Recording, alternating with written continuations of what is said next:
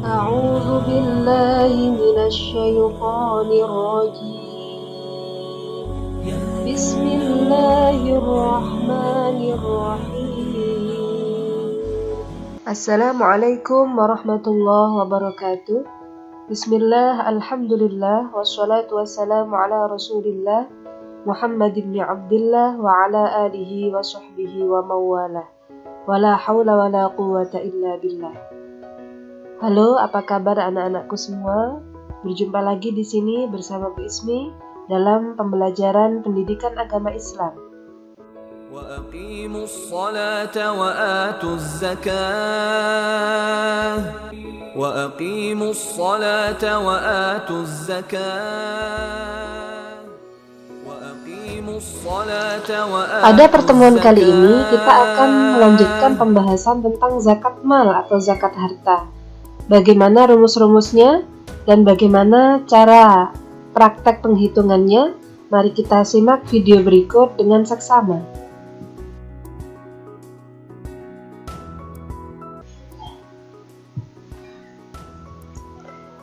Zakat mal atau zakat harta adalah zakat yang wajib ditunaikan seorang muslim dari harta yang diperolehnya melalui usaha, hasil ternak, pertanian, perkebunan, emas dan perak, harta temuan, perdagangan, dan profesi dengan kadar dan waktu yang telah ditentukan. Yang pertama yaitu zakat hewan ternak. Nah, untuk di Indonesia ada dua hewan ternak yang wajib dizakati, yaitu kambing atau domba dan sapi atau kerbau. Untuk unta ini tidak dibudayakan di Indonesia. Untuk kambing atau domba ini ada nisabnya. Nisab ini batas minimal. Nisab artinya batas minimal benda itu wajib dizakati. Nah, jadi contohnya begini, tiap 40 ekor sampai 120 ekor. Ini kadar zakatnya adalah 1 ekor kambing yang berumur 2 tahun. Ya, 121 ekor sampai 200 ekor. Ini kadar zakatnya adalah 2 ekor kambing umur 2 tahun dan seterusnya. Bisa dilihat di sini. Setiap penambahan 100 ekor, kadar zakatnya ditambah 1 ekor. Ya, jadi setelah melewati 300 ekor ini, setiap bertambah 100 ekor, kadar zakatnya ditambah 1 ekor. Kemudian yang sapi atau kerbau, nisabnya atau batas minimal kepemilikannya 30 ekor sampai 39 ekor. Ini zakatnya adalah 1 ekor sapi atau kerbau berumur 1 tahun. Kemudian yang kedua, zakat pertanian.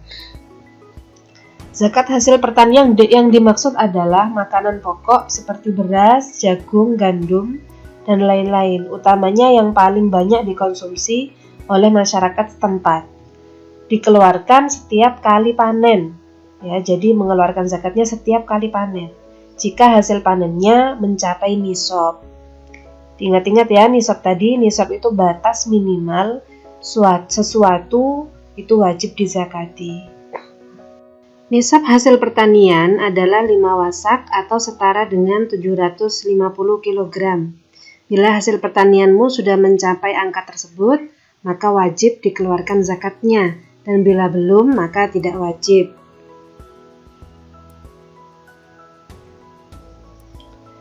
Zakatnya untuk pertanian ada 2 macam.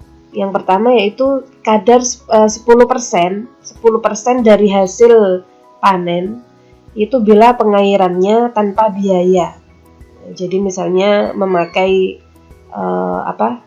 sistem sawah tada hujan yang tanpa pengairan sama sekali, artinya tanpa biaya, maka zakatnya adalah 10%. Dan zakatnya 5% bila pengairannya dengan memakai biaya.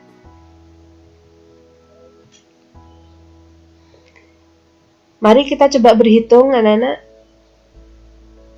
contoh pertama, Pak Aziz panen beras sebanyak 900 kg. Berapa zakat yang wajib dikeluarkan jika ia menyiram sawahnya dengan biaya atau tanpa biaya? Ya, jawab. Bila tanpa biaya pengairan, artinya berapa tadi? 10%. Ya betul. Jadi kalau tanpa biaya pengairan, zakatnya adalah 10% dari hasil panennya. Maka 900 kg, hasil panennya 900 kg dikalikan 10% sama dengan 90 kg. Jadi Pak Aziz harus mengeluarkan zakatnya sebanyak 90 kg beras. Bila tanpa biaya pengairan, bila dengan biaya pengairan, maka 5% ya kan? Berarti 900 kg dikalikan 5% sama dengan 45 kg. Ini yang wajib dikeluarkan Pak Aziz saat dia panen.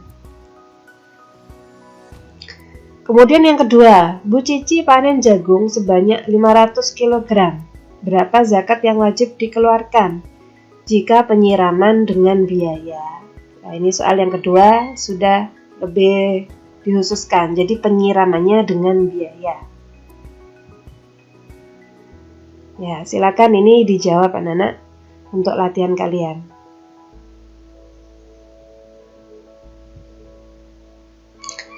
Yang ketiga yaitu zakat emas dan perak. Yang wajib dikeluarkan zakatnya adalah emas dan perak yang merupakan harta simpanan dan sudah dimiliki selama 1 tahun.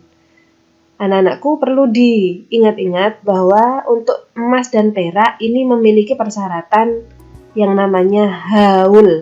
Ya, haul ini artinya adalah sudah dimiliki selama 1 tahun. Ya, jadi kepemilikannya bukan sebentar, tapi sudah dimiliki dan disimpan selama 1 tahun. Itu yang disebut dengan haul. Kemudian yang berikutnya, nisab emas atau batas minimal kepemilikan emas berapa yang wajib dizakati. Ya, jadi nisab atau batas minimal kepemilikan emas adalah 85 gram. Menurut pendapat sebagian besar ulama adalah 85 gram. Jadi kalau sudah memiliki 85 gram, sudah disimpan selama 1 tahun, maka wajib dikeluarkan zakatnya. Ya, berapa kadar zakatnya? Kadar zakatnya adalah 2,5% atau 2,5%. Ya, oh iya lupa, tadi nisab emas 85 gram, untuk nisab perak yaitu 624 gram. Jadi kalau sudah memiliki perak sejumlah 624 gram, wajib dikeluarkan zakatnya. Keduanya sama, kadar zakatnya adalah 2,5%.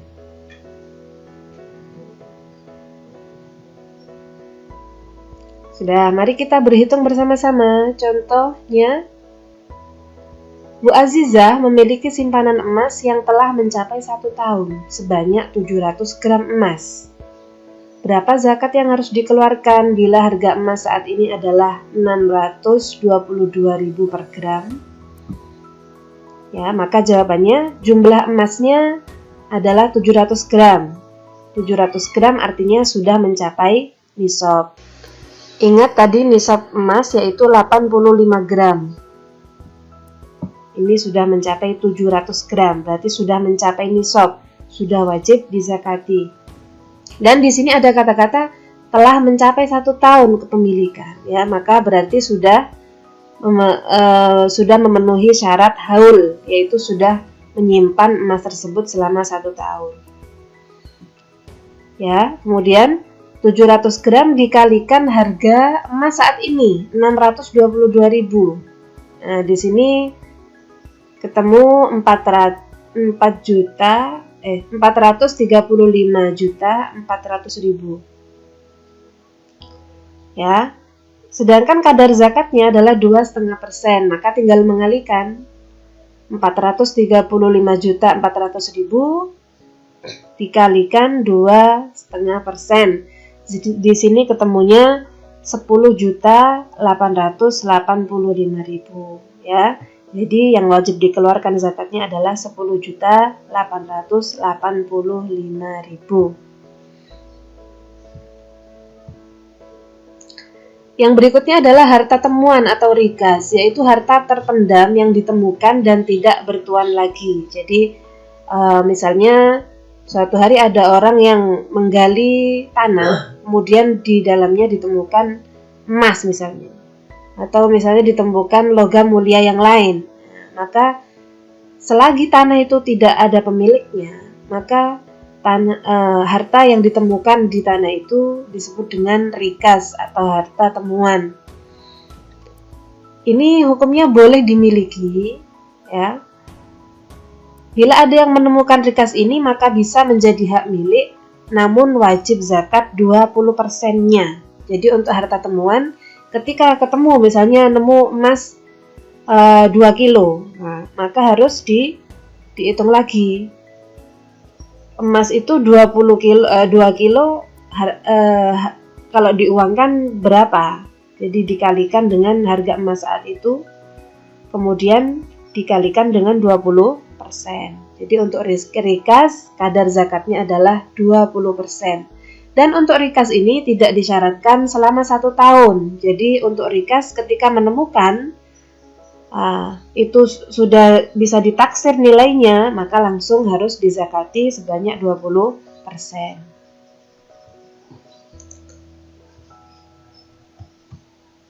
Kemudian zakat perdagangan atau zakat perniagaan. Ini sama dengan zakat emas, syaratnya harus mencapai 1 tahun, harus mencapai haul dan nisab atau batas minimalnya. Berapa nisabnya untuk perdagangan? Untuk perdagangan nisabnya adalah setara dengan nisab emas, yaitu 85 gram. Jadi kalau ada orang yang berdagang, kemudian keuntungannya sudah dikurangi dengan biaya dan lain sebagainya, masih tersisa uang sejumlah harga emas 85 gram, maka itu wajib dizakati. Berapa kadar zakatnya? Sama dengan emas, yaitu 2,5%.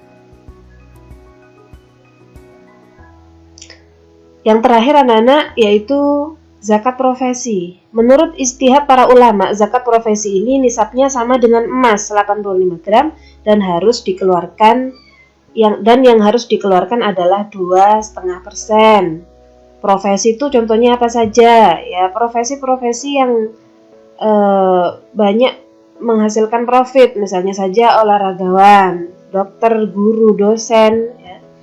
Kemudian pengacara, seniman, YouTuber. Kalau sekarang ya, YouTuber itu gajinya tidak main-main kalau yang channel yang sudah berkembang dan besar.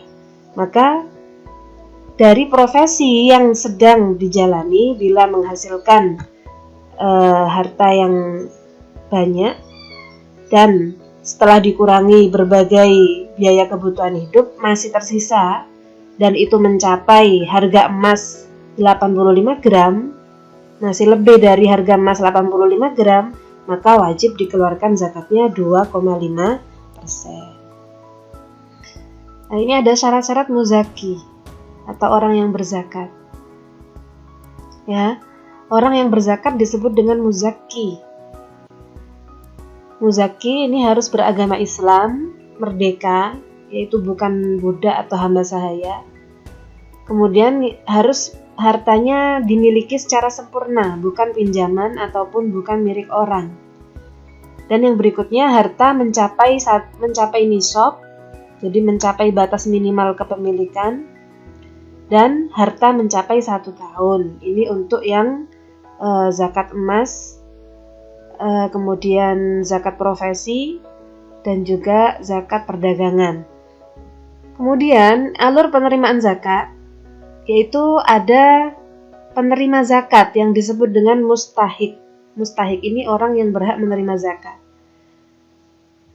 Kemudian ada muzaki, orang yang berzakat, dan pastinya ada zakat yang dibayarkan. Ya, jadi ada 3 hal yang perlu ada ketika orang berzakat. Yang pertama, orang yang menerima zakat yang dibayarkan, dan orang yang membayar zakat. Kemudian zakat itu juga bisa melalui panitia zakat. Ya, malah sebaiknya melalui panitia zakat. Mengapa? Karena mereka panitia zakat ini atau amil ini sudah memiliki pos-pos yang akan diterimakan zakatnya. Jadi sudah memiliki sasaran orang-orang yang akan diberi zakat. Kemudian yang terakhir anak-anak, mustahik atau orang yang berhak menerima zakat, ini sesuai dengan Quran surat At-Taubah ayat 60, ada 8 asnaf atau ada 8 golongan. Yang pertama yaitu fakir, orang yang fakir, orang yang tidak memiliki harta sama sekali. Kemudian orang miskin, orang yang penghasilannya tidak mencukupi untuk kebutuhannya. Kemudian riqab atau hamba sahaya atau budak. Nah, ini zaman sekarang sudah tidak ada ya, ini zaman dulu. Sudah. Kemudian gharim, orang yang banyak memiliki hutang, ini juga berhak menerima zakat. Mu'allaf, orang yang baru masuk Islam, ini juga berhak menerima zakat. Dan fi sabilillah, orang yang berjuang di jalan Allah.